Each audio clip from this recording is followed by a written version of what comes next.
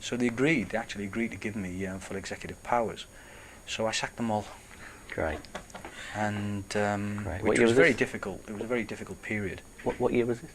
This was 1985-86 season.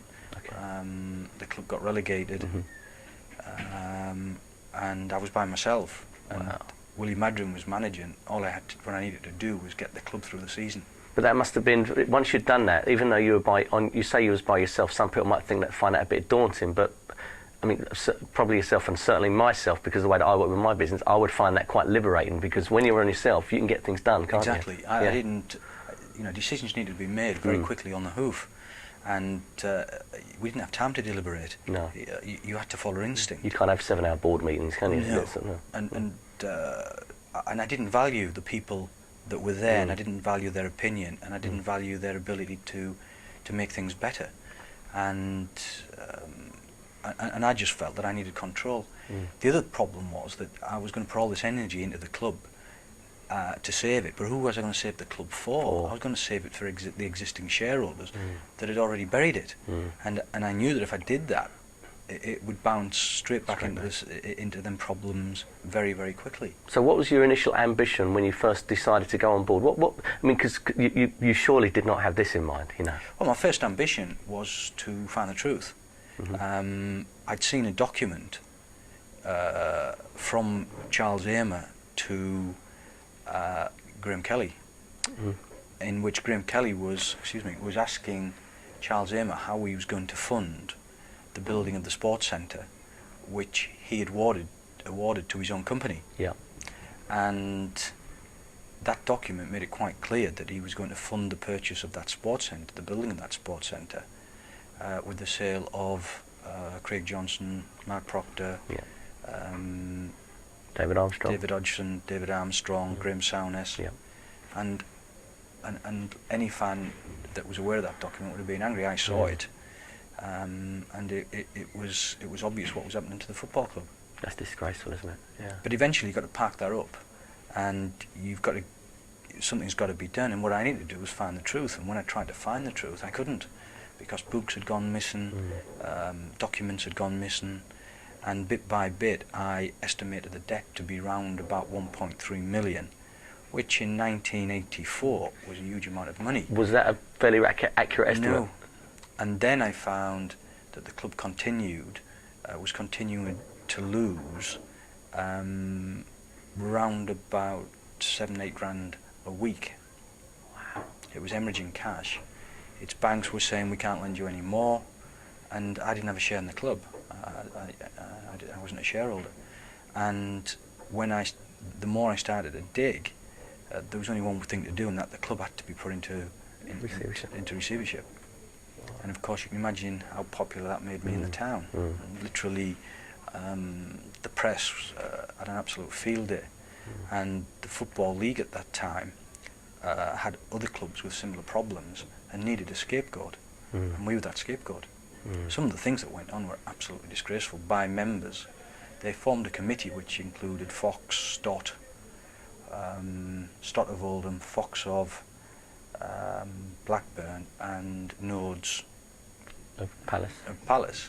And while he was involved in the discussion about Middlesbrough Football Club, he was proactively saying to one or two of our players that in the event that Middlesbrough Football Club goes bust, we will offer you a contract to come to Palace.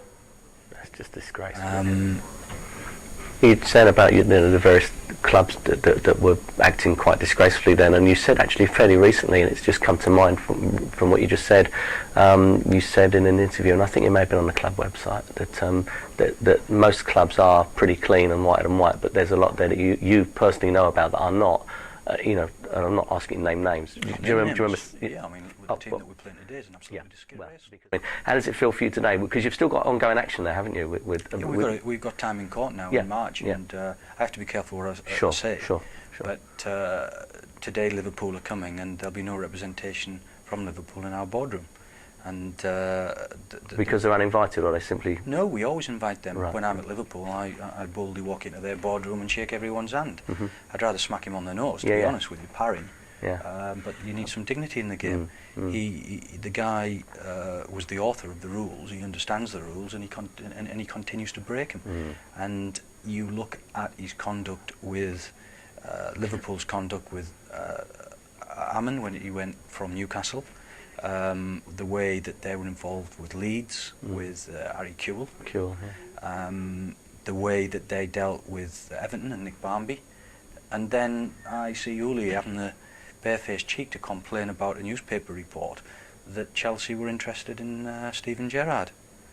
Now, you talk about, Yeah, it's double standards. Double standards. Yeah. And but the majority of clubs clubs are governed by the rules of the Premier League and the chairman's charter. Yeah. And there's only Liverpool that I would claim act outside of them rules. And yet their chief executive made those rules. Yeah. Yeah. Bizarre. And that's why we want to stuff it right up them, Yeah. both on the pitch and off the pitch. Well, with the case in March, do you have a percentage ratio chance you think you've got of actually succeeding? Well, we know we've cost Liverpool a huge amount of money, because up to now we have, out of 5 court skirmishes that we've already had, we've won 4. Right. And we've lost 1, but we won that back on appeal. Right. So I'm looking forward to seeing Mr. Parry and Mr. Houllier in the witness box under cross-examining by Under QC. How much does it cost? Sorry, please go ahead. Sorry to interrupt you, please. But by a QC, and it'll be pure theatre. To actually see if they come out with the truth. I think there will be a lot of interest, and that court time has been set aside for March. Do you mind us asking how much you've spent on this? Not a penny, because we've won every court case. Oh, right, and you had the case that you've had the costs awarded. We've had costs, yeah. Oh, that's great. Costs awarded to us. Wow. But that's satisfying just on its own, isn't it? Yeah. Yeah. You know what I mean? Yeah, we're having fun. Yeah. Because that's when you go walk, as you say, you go walking into their boardroom.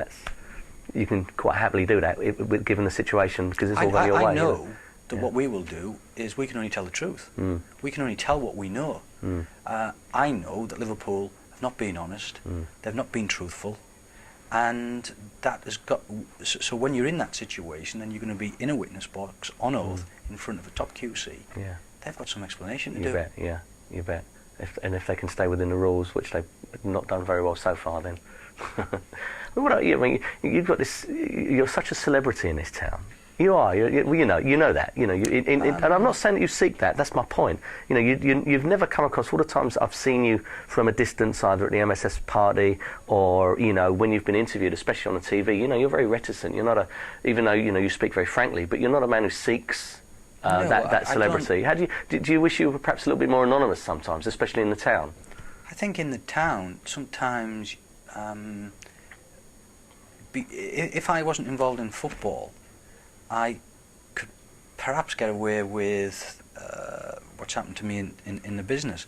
But the business is the biggest independent and most profitable business in Middlesbrough, and one of the most in the northeast. So that gives you a bit of a profile. Sure. And you don't mind that profile if it's the result of some success. Yeah. I don't have a profile for murdering people. I'd rather for being more creative. Unless it was Parry. And then of course you have the situation with the football club, where really for a town of Middlesbrough size shouldn't really have a Premiership football club. No, that's a fair point. We've got 100. The town has a population of 125,000. To get 22,000 season ticket holders is phenomenal. Yeah, because I think ratio-wise it's the highest in the northeast, isn't it? Compared to the size of Newcastle and we don't have, and most of our season ticket holders live within about a 1 mile radius, 2 mile radius of the ground.